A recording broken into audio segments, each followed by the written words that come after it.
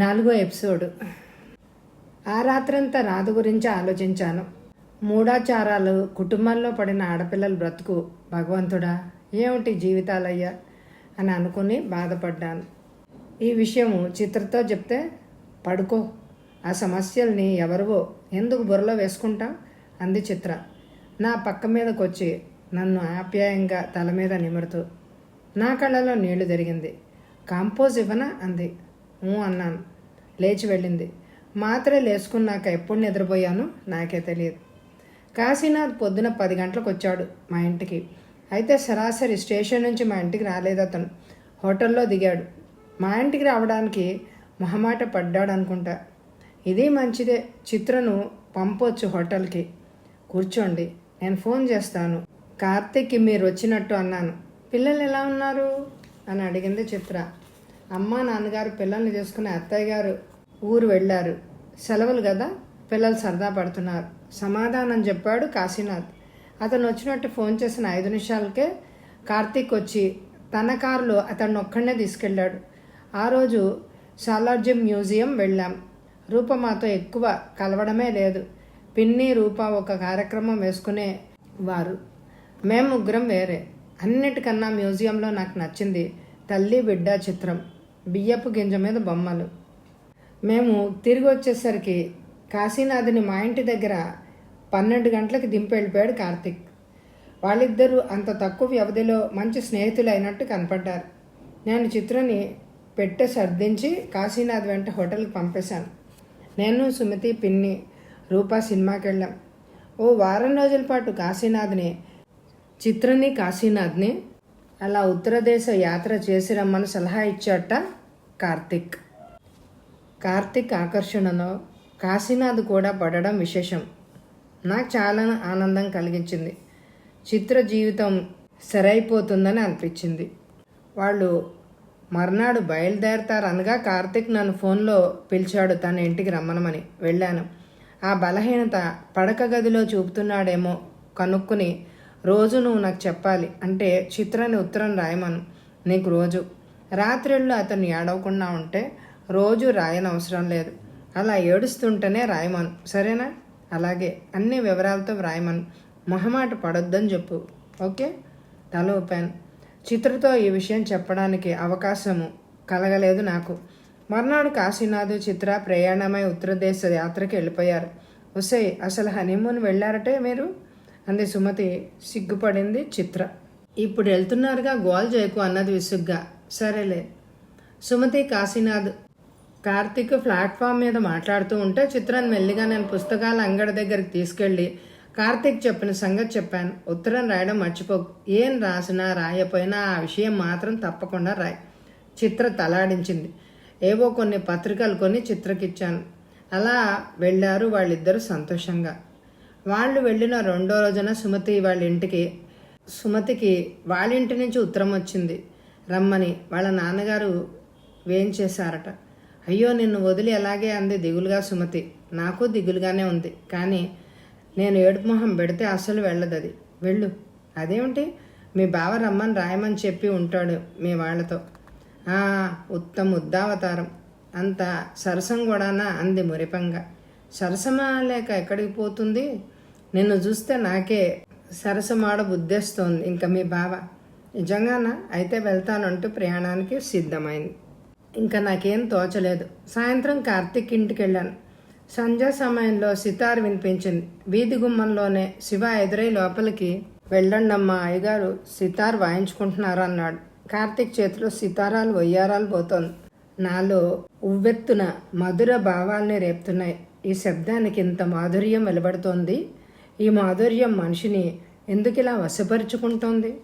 హఠాత్తుగా నాదలహరి ఆగింది. కళ్ళు విప్పాను. సితార పక్కన పెట్టి రండి రండి అంటూ లేచాడు కార్తీక్. నేను కూడా గబుక్కుని లేచి నుంచున్నాను. చేపట్టుకొని నడిచారు వాళ్ళిద్దరూ. ఈయనే లాయర్ కృష్ణ, ఆయన భార్య రాధ అంటూ పరిచయం చేశాడు. నమస్కారం పెట్టాను. కృష్ణ ప్రతి నమస్కారం చేశాడు. రాధ నన్నే చూస్తోంది. ఈమె కల్పన, నా ప్రియ నేస్తం అంటూ నన్ను గురించి చెప్పాడు కార్తీక్. నేస్తం అన్నందుకు ఆశ్చర్యపడకు కల్పన, ఆ పదం నాకు చాలా ఇష్టం. నాకు ఇష్టమే అన్నాను నవ్వుతూ. మిమ్మల్ని ఏమీ ఇబ్బంది పెట్టలేదు కదా? భలేవారే, అలాంటిదేమీ లేదు. సితార్ వాయించడం సగంలో ఆగింది. అలా అర్ధంతరంగా ఆపడం నాకు ఇష్టం లేదు.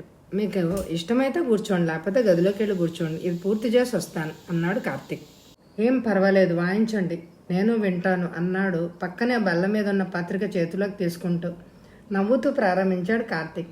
ఒకసారి అన్ని తీగల్ని మీటాడు. స్వర తరంగాలన్నీ ఏకమై భువినంతా అనుభవిస్తున్నట్టుంది. ఎటో చూస్తున్న రాధ కార్తీక్ వైపు తిరిగింది. మరోసారి మీటాడు రాధను చూసి కార్తీక్. సితార్ కదూ అంది రాధ నా మోకాళ్ళ మీద చెయ్యేసి. మరే అన్నాను ఆమె చేతిని నా చేతిలోకి తీసుకుని ఆప్యాయంగా అదుముతూ. కార్తీక్ నా వైపు కృతజ్ఞతగా చూశాడు. రాధకి కావాల్సిందేమిటో నేను ఇస్తున్నానా అని అనిపించింది. ఆలాపన మొదలైంది. ఈ రాగాలు అవి నాకు అంతగా తెలియవు. అందులో ఉత్తర హిందుస్థానీ రాగాలు, బాణీలు బొత్తిగా తెలియవు. కానీ ఈ రాగం ఏదో గుండెల్లోంచి గుబులు పుట్టించేటట్టు ఉంది. మొదట్లోనే వింటుంటే హృదయం బరువెక్కిపోయింది. ఏదో బాధ. ఎందుకు ఈ రాగం మొదలుపెట్టాడు ఈ కార్తీక్? అసలు రాధను చూస్తుంటేనే బాధగా ఉంటే ఈ రాగం ఏమిటి? 10 నిమిషాలు గడిచేసరికి రాధ వైపు నుంచి వెక్కిళ్ళు వినిపించాయి. టక్కున దగ్గరికి తీసుకున్నాను. ఒళ్ళో తలబెట్టి వెక్కి వెక్కి ఏడుస్తోంది రాధ. నేను ఓదార్చాను. వద్దు, లెట్ హర్ వీప్ అన్నాడు సితార్ ఆపకుండా. అరగంట గడిచింది.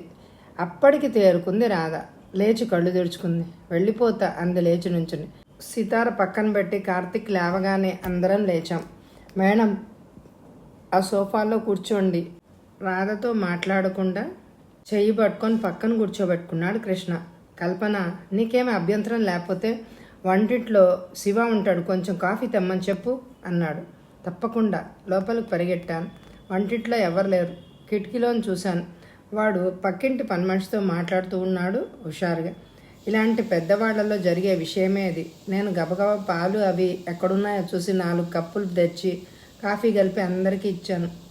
గుడ్ అన్నాడు కార్తీక్. రాధ సమాధానం విని, అంటే రాధ పరిసరాలను గ్రహించే స్థితిలో ఉంది. మరో వారం రోజులు రండి, రోజు ఇదే వేళకి సంగీతం కదిలిస్తుంది రాధని అన్నాడు కృష్ణతో. వాళ్ళిద్దరు వెళ్ళిపోయారు. మిగిలిన చికిత్సతో పాటు సంగీతంతో చేసే చికిత్స రాధ బాధపడడానికి కారణమవుతుంది అన్న ఉద్దేశం అన్నాడు. అది కేవలం ఒక ప్రయత్నం మాత్రమే అని కూడా అన్నాడు. నేను రోజు ఆ వేళ కార్తీక్ ఇంట్లో వాళ్ళని కలవడానికి నిశ్చయించుకున్నాను. మరో 4 రోజులకి చిత్ర దగ్గర నుంచి ఉత్తరం వచ్చింది. కల్పన, నీ రుణం ఎలా తీర్చుకోను?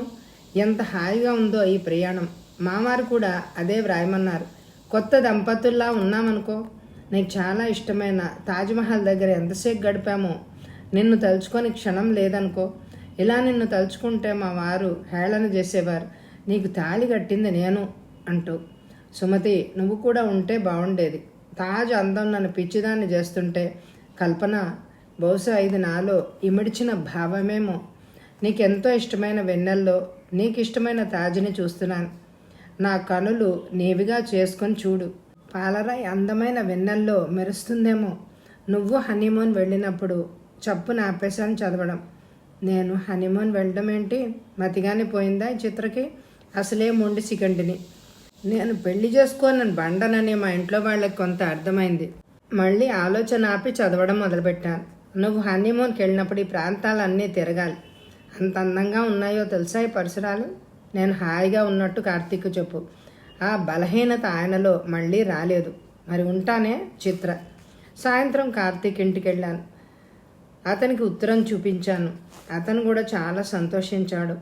మళ్ళీ రాధకి కృష్ణకి ట్రీట్మెంట్, అలాగే సంగీతంతో. ముగ్గురు విన్నారు. ఆమె మళ్ళీ ఏడవడం మొదలెట్టింది. మళ్ళీ ట్రీట్మెంట్లో ఒక భాగమని వదిలేశారు. అలా ఆమెను వదిలేస్తే ఆమె తేరుకుంటుంది త్వరగా అన్నాడు కార్తీక్. మర్నాడు నాకు మరో ఉత్తరం వచ్చింది చిత్ర దగ్గర నుంచి. కల్పన డియర్, తాజుని వర్ణించి ఉత్తరం అందే ఉంటుంది అనుకుంటున్నాను. ఇంకా నిన్న ఫతేపూర్ సిక్రీకి వెళ్ళాము అంటూ అక్కడ విశేషాలన్నీ చెప్తూ రాసింది. నేను మా వారు చాలా సంతోషంగా ఉన్నాం. ఆ బలహీనత లేదు వారిలో. సుమతి ఉత్తరం ఇప్పుడే అందింది. వాళ్ళ బావ వచ్చాట కదా, రెక్కలు కట్టుకుని ఎగిరిపోయిందా అది అని ఉంది. సరే ఇంక ఉంటాను, ఈ విషయం కార్తీక్తో చెప్పు అని ఉత్తరం ముగించింది. ఆ విషయం మళ్ళీ కల్పన కార్తీక్కి చెప్పింది.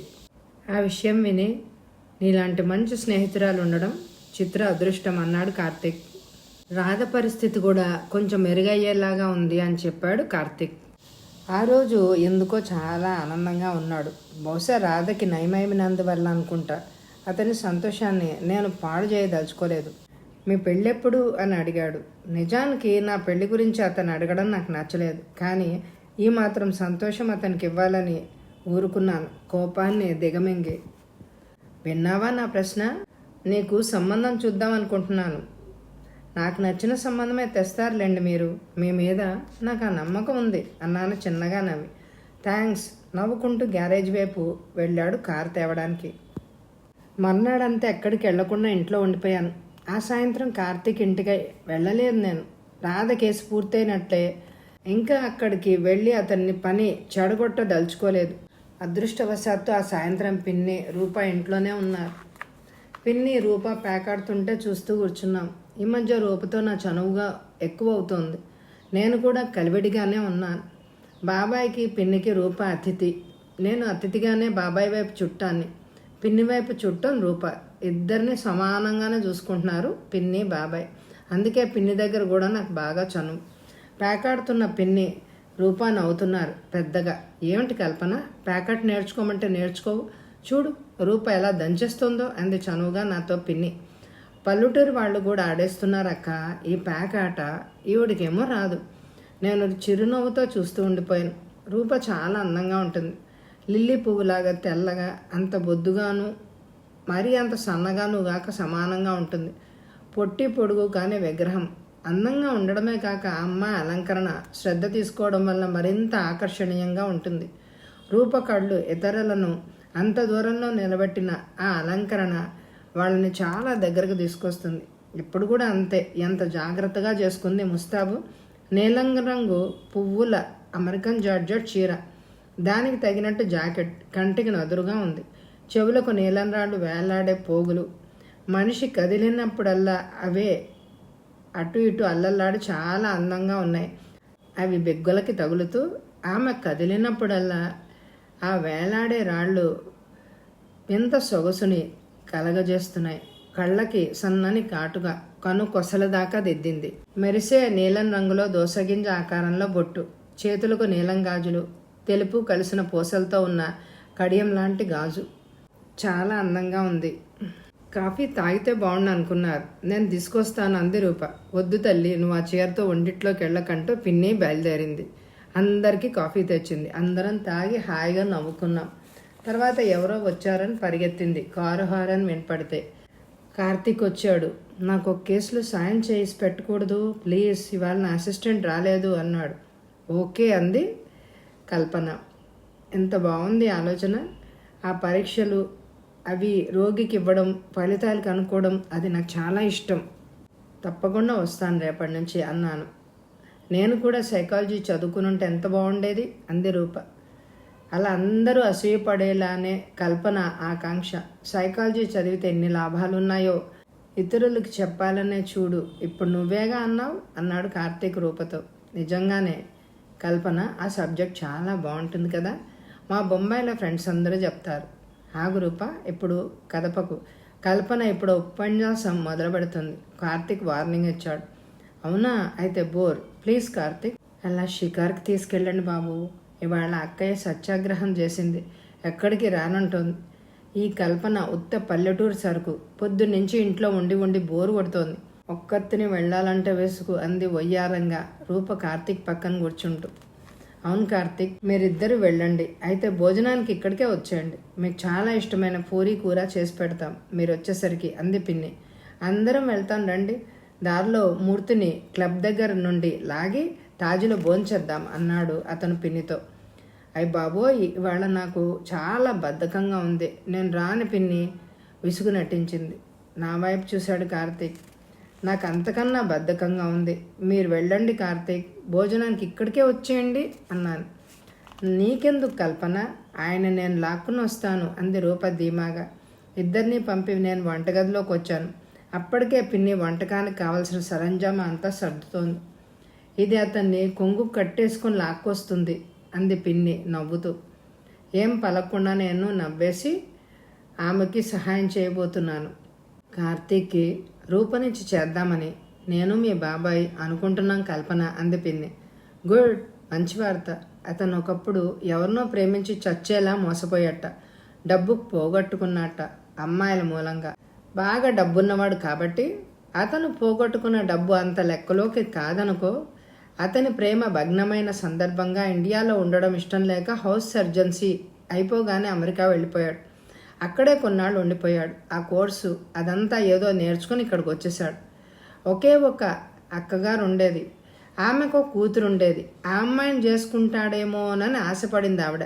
కానీ ఇతను పెళ్ళే చేసుకోనని పంతం పట్టేశాడు. కొన్నాళ్ళు ఆవిడ కాసుకుంది. తర్వాత ఆవిడ కూడా పోయింది. ఈ మధ్యనే అమ్మాయికి పెళ్లి కూడా చేశాడు కార్తీక్. అతని బావగారితో కలిసి బావగారికి అక్క కూతురికి బాగా సహాయం చేశాడు అతను. ఇప్పుడేం బాధ్యతలు బంధాలు అతనికి లేవు. కార్తీక్తో రూప సుఖపడుతుందనేదే నా ఉద్దేశం. రూపకి జాలీ జీవితం, డబ్బున్న జీవితం ఇష్టం. కార్తీక్కి 3 తరాలు మునిగిపోయేంత డబ్బుంది. ఆ బంగ్లా, ఆ కారు, ఆ పటాటో పమ్ అంతా చూసావుగా.